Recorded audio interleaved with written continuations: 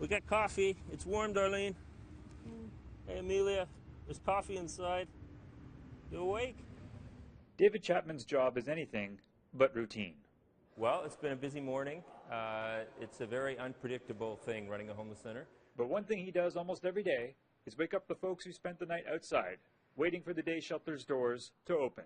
He says he's happy to help people get on with their day, but he's eyeing a longer-term solution.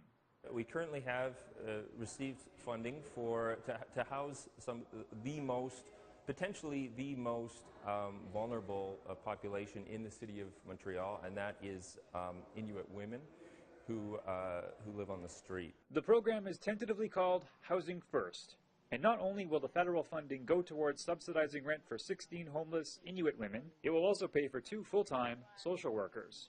Mostly we're aiming to help people integrate better into life in Montreal according to their own wishes and preferences. But other frontline workers say much more needs to be done. There's a huge lack of social housing for Aboriginal people in the cities. A 2015 survey showed that there are about 3,000 homeless people living on Montreal's streets, and 10% of that population is Indigenous, even though Montreal's Aboriginal population makes up less than 1% of the city. So what we hope is that there will be more work that will be done to work between the different levels of government to create a specific fund for urban Aboriginal housing in the cities. The good news is that the Quebec government recently introduced $8.9 million over 4 years in new funding for Aboriginal urban programs.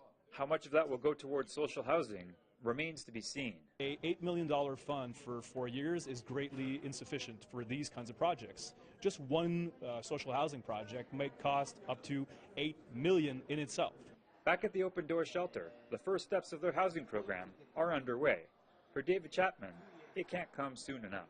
It will be a great relief to be able to arrive in the morning and not see the extent of people that I'm used to seeing hiding in corners, and just to know that the government has stepped up to provide a safe situation for the most vulnerable women in the city.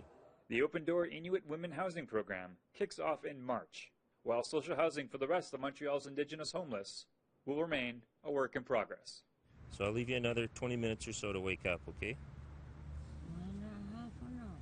We'll make it half hour, just for you. Tom Fenario, APTN National News, Montreal.